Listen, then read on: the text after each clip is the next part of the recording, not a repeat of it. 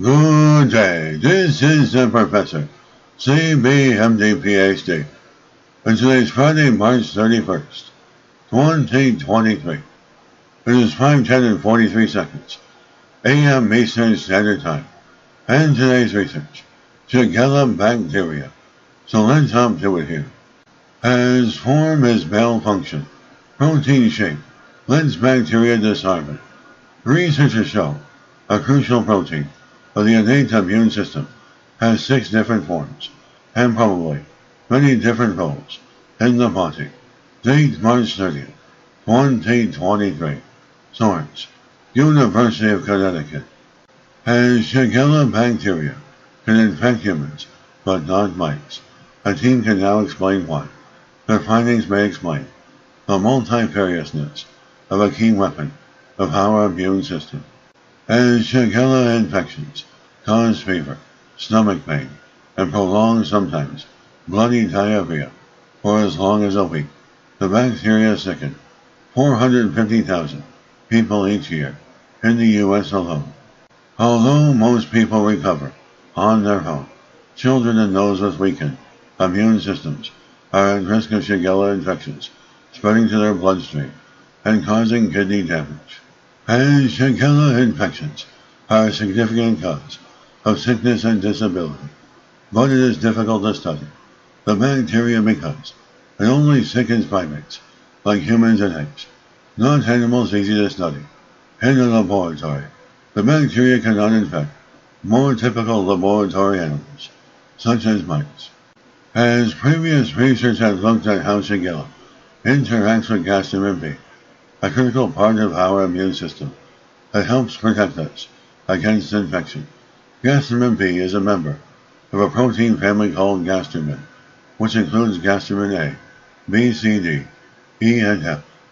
It begins to poke holes in the cell's wall, causing it to burst open and release chemicals that induce inflammation and call reinforcements from the immune system. But the past research studies on gastrin B were contradictory. Some confirmed its role in cell death during infection, but others contradicted the idea. Researchers want to clarify whether gastrin B actually does cause cell death in the case of microbial invasion. They also want to figure out why it doesn't do this when Shigella is the invader. The team needed to take a closer look at gastrin B. They expressed the protein, purified it, and then cooled the protein down to very low temperatures so it would hold still while they took pictures of it with an electron microscope.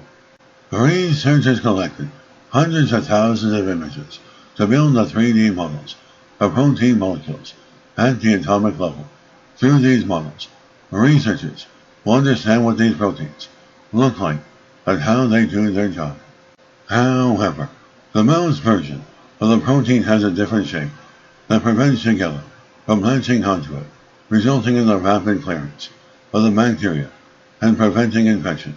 This finding helps explain why the Shigella is unable to infect mice. And since human gastrin B can be configured as 6 slightly different proteins, or isoforms, the team expressed all 6, then looked at how these isoforms behaved inside cells, and they found something surprising. Some of the isoforms of gastrin B did indeed poke holes to cause cell death, but other isoforms did not.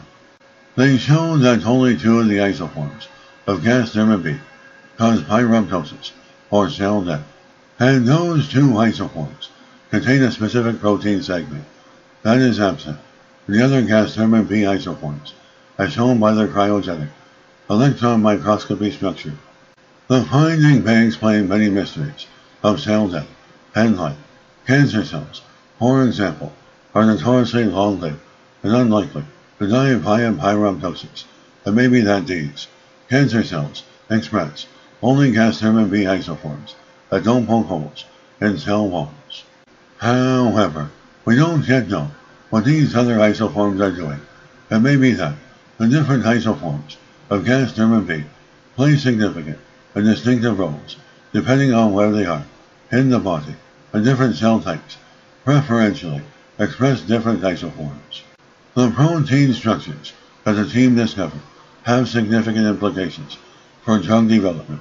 Specifically, they can inform the design of small molecule drugs that modulate gasdermin B activity. And these drugs could potentially be used to treat a range of conditions, including cancer, inflammatory and autoimmune diseases, and infectious diseases, by either suppressing or enhancing the immune response. The findings thus hold promise for the development of novel therapies to address these pressing medical needs. And this is the Professor of Microbiology, Bioinformatics, and Pathophysiology. This video was created for educational purposes only. Hope you enjoyed listening. Until next time, have a great day.